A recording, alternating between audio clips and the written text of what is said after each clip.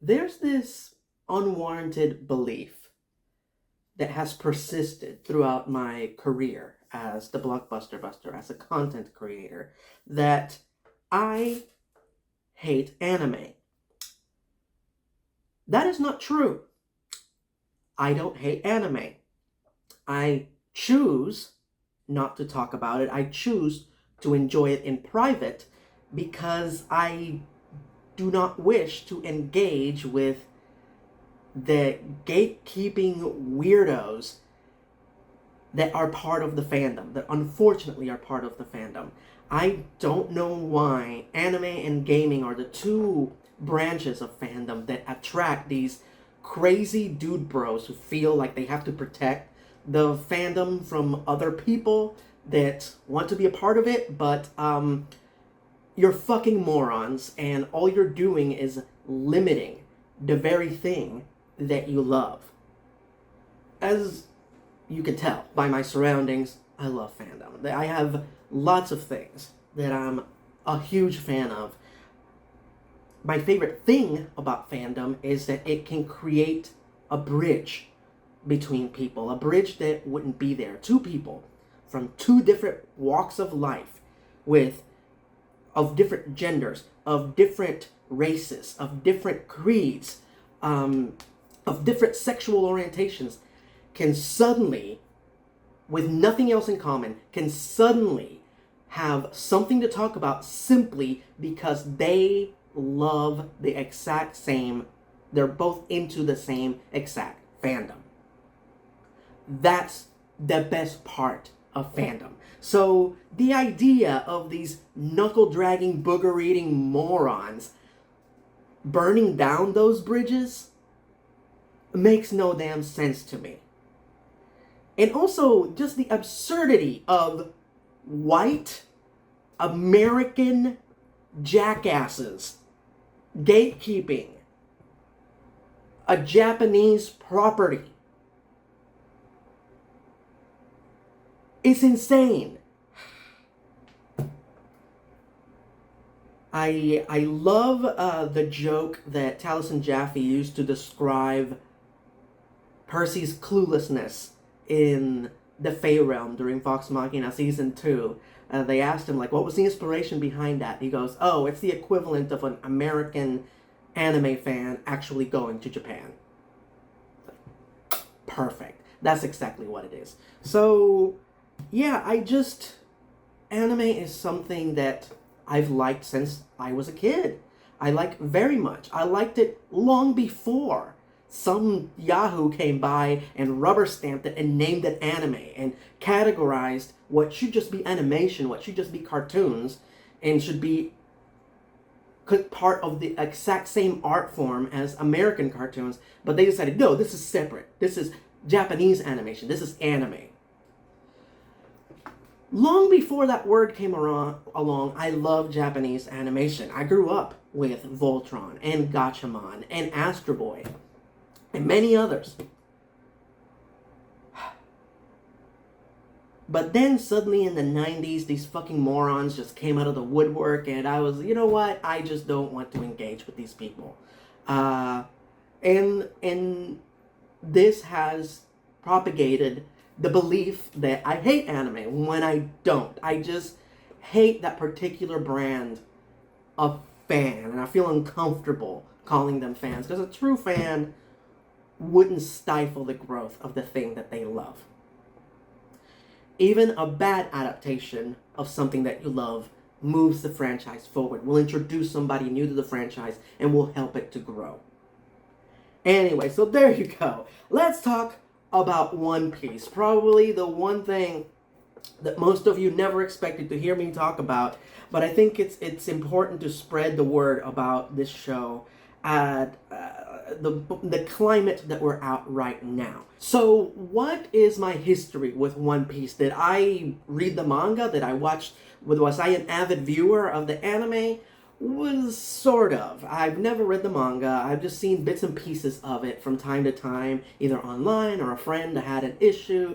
But I have seen, a few dozen episodes of the anime, at least from the beginning. At least a lot of the episodes that pertain to the live action adaptation on Netflix. Um, but I was not an avid weekly viewer. The way that I ended up watching it was somewhere during my senior year of high school, and during that nebulous time before I started college. So in that time frame, my aunt and uncle started paying me to basically keep my youngest nephew company. They said it was babysitting, but he was in his preteens, and honestly, he didn't need a lot of he didn't need to be taken care of. They just felt more comfortable in a crime-ridden place like Puerto Rico if I kept him company while they were at work. And it felt kind of silly for them to pay me because basically I just sat there on their couch reading comics while he was watching TV, mostly cartoons, mostly anime.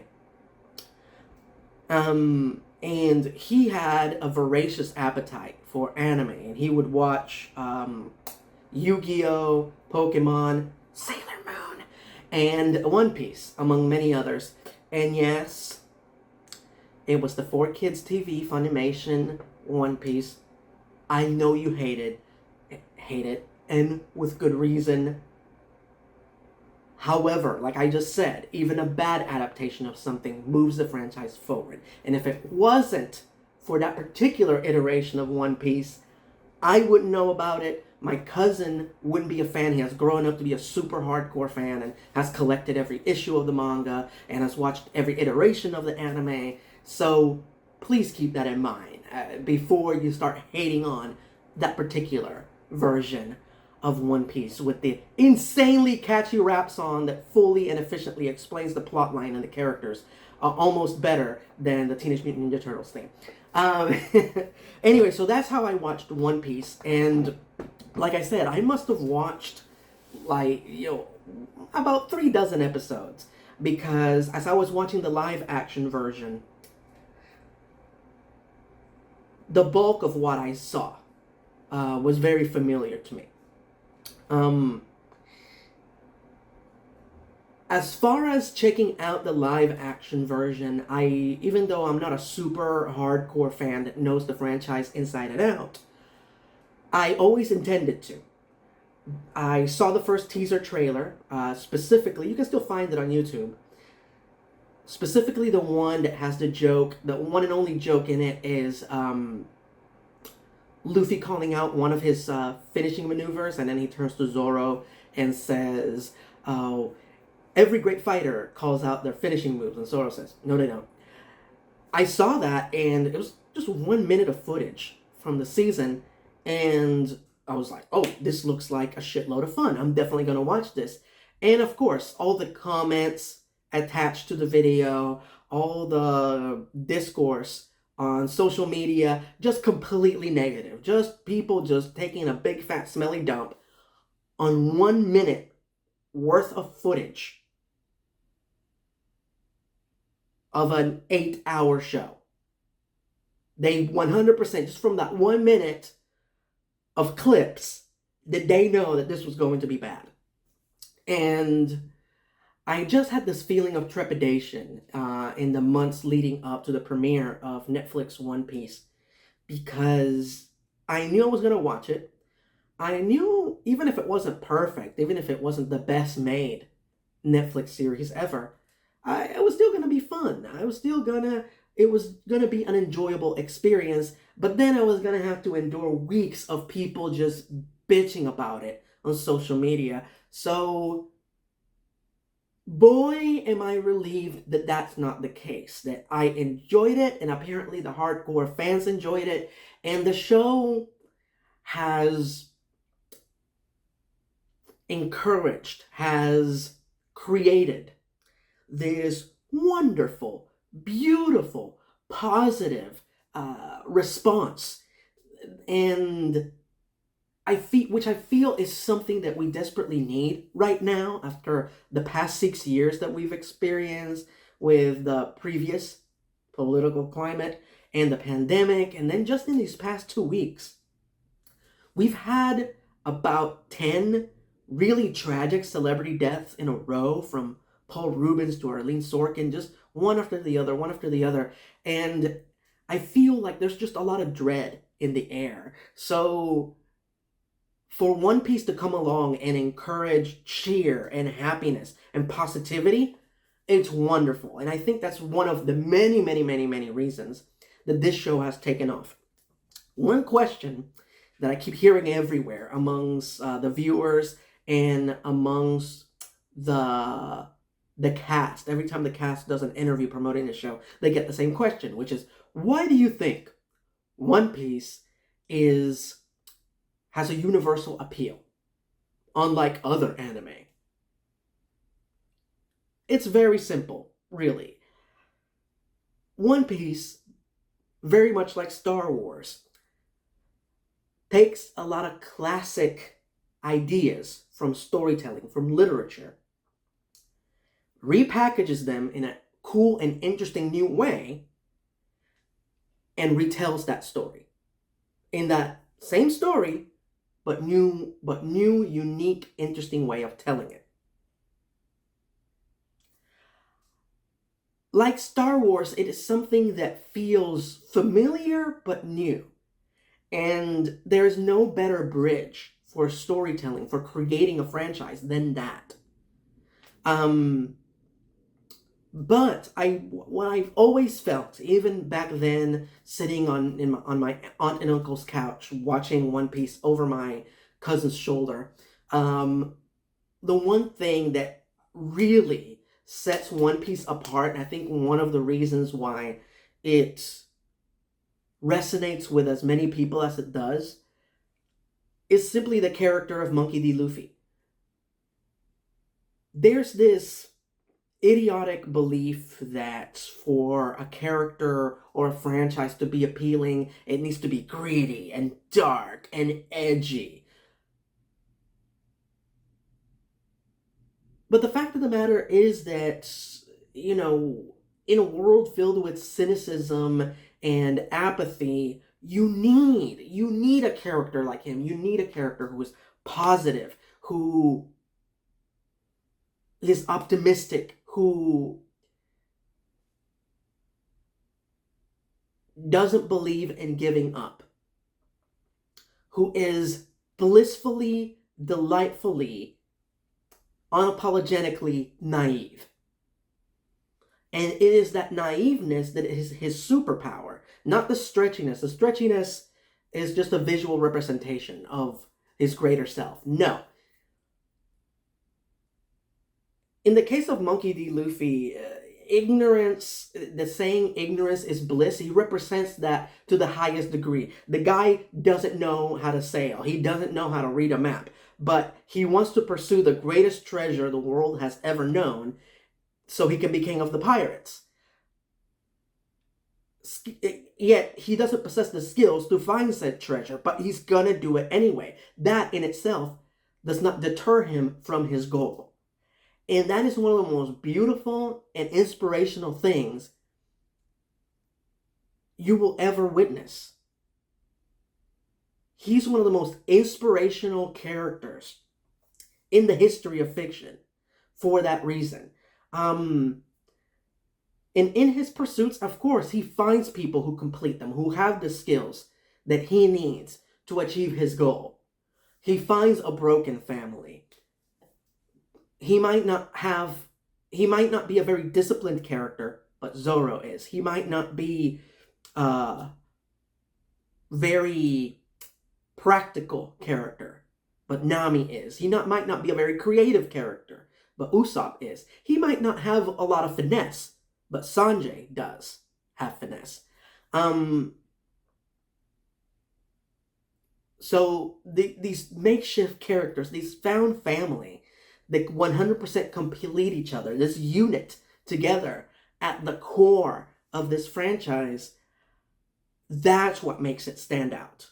We've seen stories about pirates. We've seen stories about treasure hunts. We've seen plenty of franchises that take place in a kooky, wacky, stylized world with people with superpowers and different bands of criminals with different weird themes to them. We've seen a lot of this already, but at its core, having such an innocent and honest and optimistic character is the thing that truly sets it apart. And the reason why right now this show is #1 on Netflix and has already garnered more views than both Wednesday and Stranger Things. I'll repeat that for those of you who didn't catch it the first time. It's garnered more views than Wednesday and Stranger Things. That's not nothing. And you cannot achieve that level of viewership without casual viewers. Okay? If it was just the One Piece fans watching it, it wouldn't get those kind of numbers. You have to bring in new fans. You have to capture the imagination, the attention of casual viewers who have no powerful and strong interest in the previous versions of this franchise. So the idiocy of gatekeepers is even more apparent during this particular iteration of the franchise. All right, so again, just a very quick reminder, please keep in mind before I say anything else that this is all from the perspective of somebody who's a very casual fan who doesn't know the franchise inside and out, which hopefully will give you a nice, interesting insight if you're a super hardcore fan. But this is what I felt was the change that kind of felt a little weird, sat a little weird with me, but it wasn't bad. And my favorite changes from the anime that I saw to the live action series. So the one part that caught me like, oh, okay, well, that was a little odd. That was a really odd change. And again, it doesn't change the quality of the rest of the show, but it just lives rent-free in my brain, is Luffy's debt with the Baratie. In the anime, feel free to correct me if I'm wrong, in the anime, he falls into debt with Seth and the Baratie because the cannonball that he deflected with his body didn't fly back towards the ship that shot it. It went wide and he deflected it to the left and it hit the Baratie, causing considerable damage to their ship. Specifically, Seth's bedroom, completely destroyed Seth's bedroom. So in order to pay for the damages, he has to work for a full year at the Baratie, which makes perfect sense. That was a lot. He destroyed an entire room that needs to be rebuilt. So yeah, that makes sense that it would take him a whole year of washing dishes for him to repay that. In the live action show, he falls into debt because he ordered one of everything on the menu and plus some drinks and couldn't pay. That's not a full year of labor. That's maybe a month and a half at most. So I know it's silly, but it just caught me off guard. It was like, really? For just ordering every dish, one of every dish on the menu and plenty of drinks for Zoro?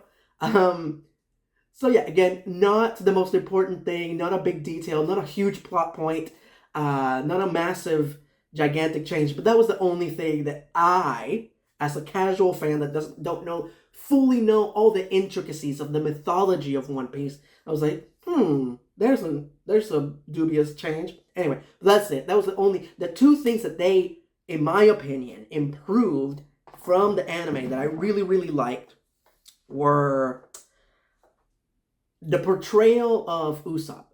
I personally hated him in the anime. I thought he was a waste of space. That he was just this cowardly jackass that they just kept around for funsies.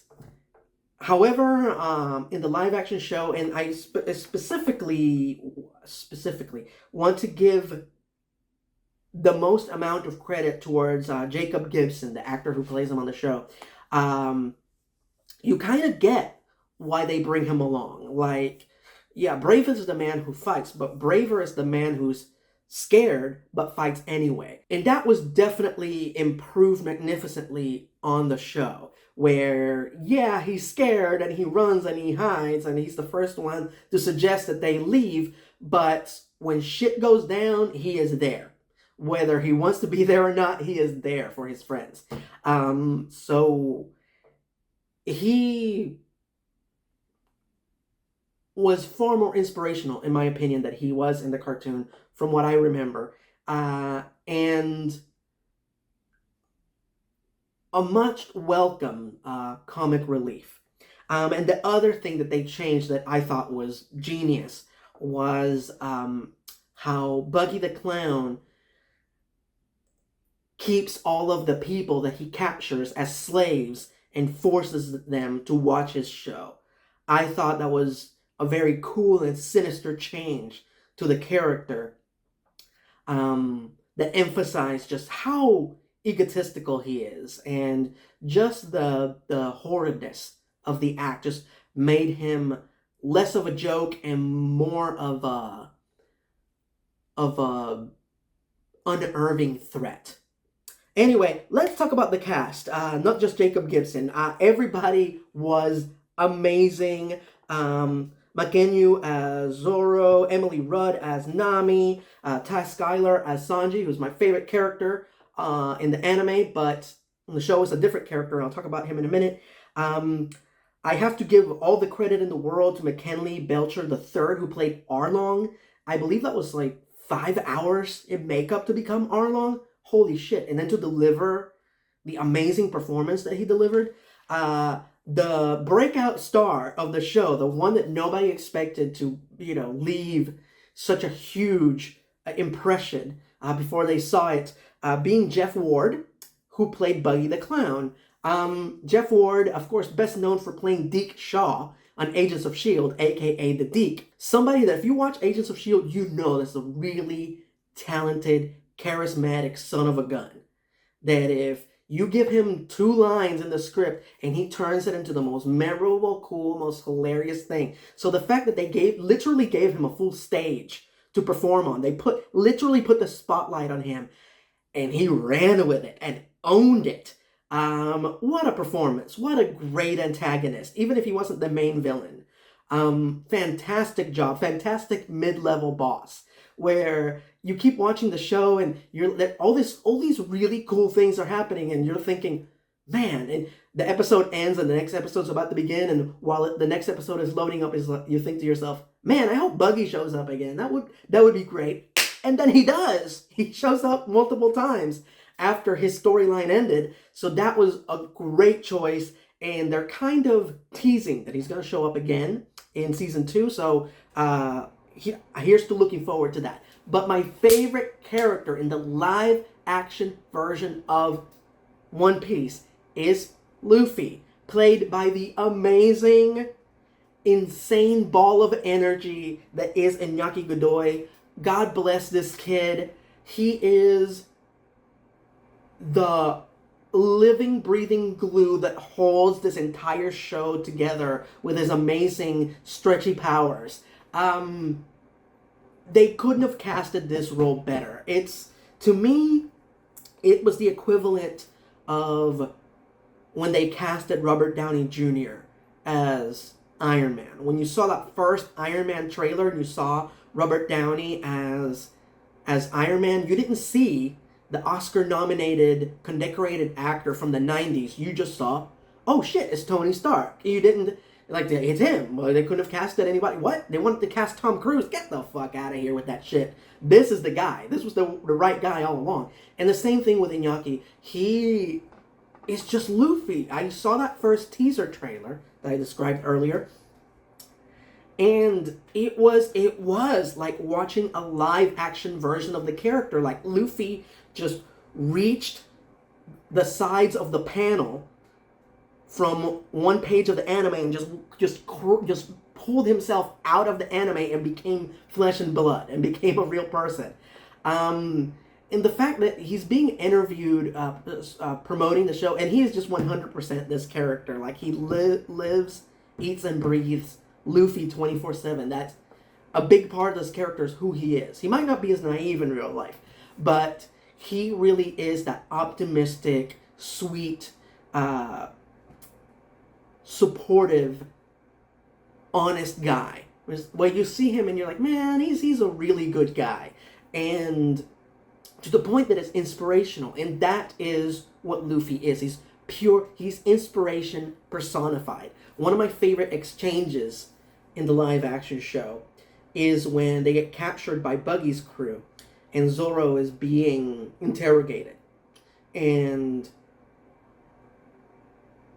it is questioned as to why he would fall in with Luffy, but with this simpleton in a straw hat. And Zoro, and it's like, why do you believe in this guy? And Zoro says, I don't have to believe in him. He believes in himself. It's kind of infectious. Wonderful line. Very simple, very short, and it explains so much about the show. Why do these misfits fall in with this one guy? With this, wide-eyed, naive nincompoop, because he inspires them. Because in a world where everybody that the Straw Hat crew meets does nothing but tell them their limitations and tell them, like, this is all you're ever going to be. Zoro, all you're ever going to be is a bounty hunter. Nami, all you're ever going to be is a thief. Usopp, all you're ever going to be is a liar. A liar and a fool. Sanji, all you're ever going to be is a waiter or, a line cook at this really good restaurant.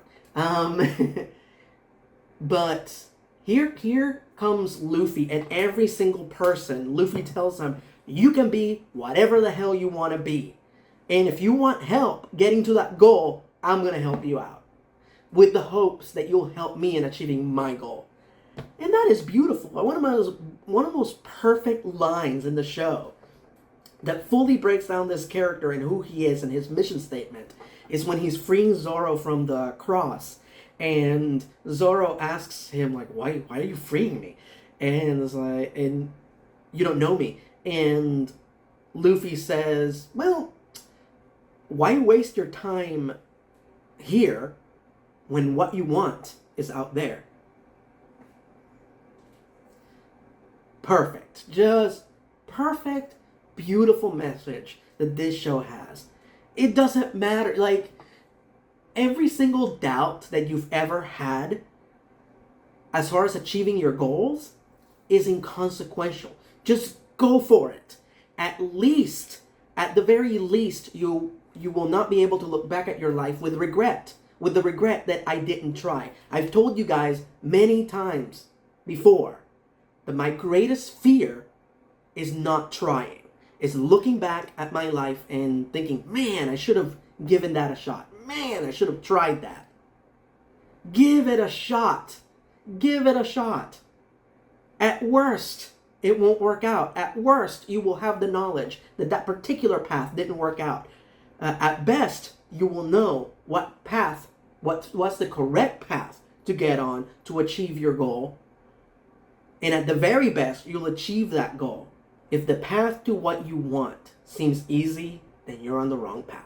My absolute favorite motif in the series was how well they established the significance of a pirate having a wanted poster and how Luffy wants one because it will establish him as a legitimate pirate. But of course, his wanted, he, at the beginning of the show, as a child, he says that, he's practicing the face that he's going to make whenever he gets his wanted poster. It's like the meanest face ever.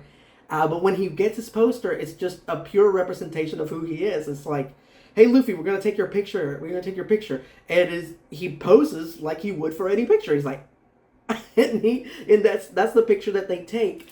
And then when Kobe shows him his wanted poster, and it's just the goofiest, dumbest picture ever.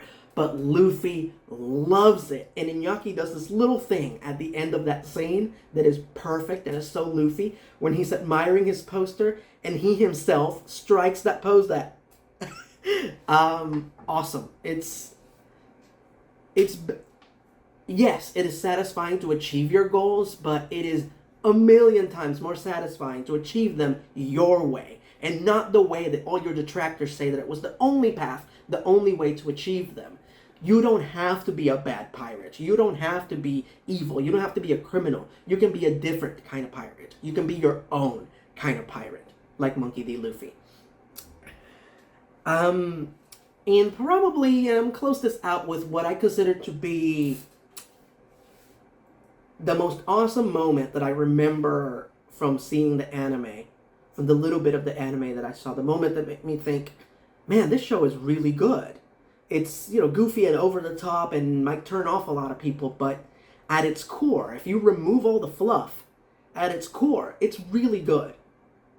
And they recreated that moment perfectly in the live action version, so much so that it gave me goosebumps. It took me back to my aunt and uncle's couch. I was right there on my aunt and uncle's couch reading an issue of JLA by Grant Morrison and Howard Porter, with my cousin sitting on the floor, seeing the TV just over his shoulder, and watching that moment, because it was such a cool visceral moment, and it gave me goosebumps at the time and made me think, man, that was badass.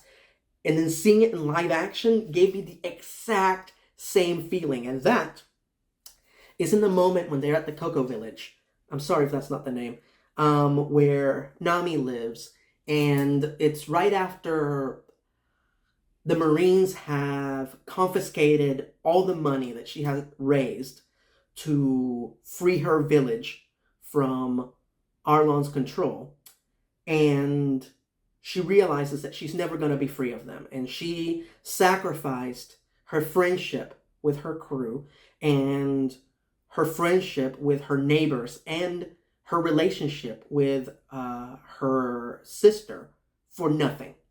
And she's got nothing now but a life of servitude to Arlon and his crew. And she collapses and she's crying. And in the version that I saw, she doesn't stab herself, but I'm pretty sure she does stab herself in the original anime. I looked it up. And she's trying to get rid of her tattoo. And Luffy approaches her and she's crying and she just begs him for help.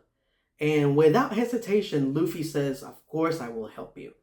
And walks away. Like this goofy, ridiculous character walks away. And in that moment, he is the most badass motherfucker you'll ever gonna see. He walks away with purpose. And the rest of the Straw Hat crew is just sitting around waiting. And he's about to walk past them. And he says, "Let's go." And all the boys go, right, at the same time. And they're all on the same page. And that is the moment that they become a crew in the anime. They truly become one with one singular purpose. They were there simply to help their friend, but they couldn't help her without her consent. And the moment that she gave them that consent, they jumped into action without talking about it, without having a plan, because there was only one plan: to find Arlong and his crew and put boots to asses. The end.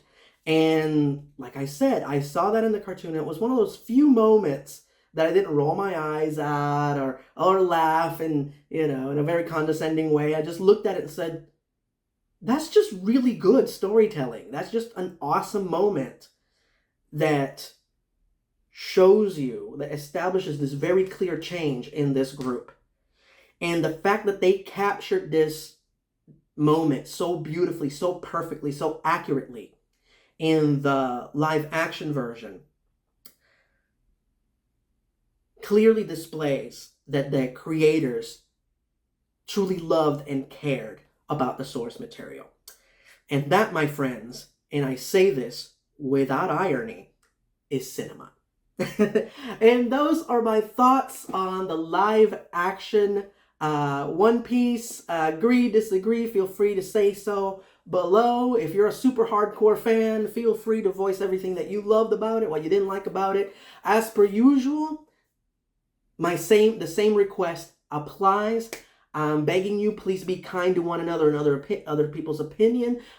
Respect the fact that not everybody's as hardcore as you, and that maybe, just maybe, this live action show might just be their gateway into this franchise. And instead of scoffing at somebody like that, maybe recommend them the right anime to watch. Maybe recommend them issues of the manga to help them appreciate what they saw in the live action version more, as opposed to mistreating them for not being into One Piece the moment that they came out of their mother's womb. Anyway, so before I close this out, a few quick announcements on my Patreon page. Right now, I did an E-Rant on my adventures with Superman. If you want to know my opinion on the entirety of season 1 of that show, as opposed to just the first 2 episodes, like I did on this channel, all you have to do is go to, and you're not a patron, all you have to do is go to patreon.com/erot and pledge $1. That's it. You pledge $1, you're helping me to continue to create content, and in return, you get bonus videos. You can't beat that with a wooden stick. And right now, I'm going to announce my next honest review, which will be on one of my all-time favorite shows, one that has been requested for quite some time, Megas XLR, the show that I feel was made just for me. So very soon I will be talking about that show in a professionally made, written, and edited video right here on this channel. Until then, I bid thee farewell, and as per usual, thank you, guys. Thank you for your continued support, because without you, I could not do what I do.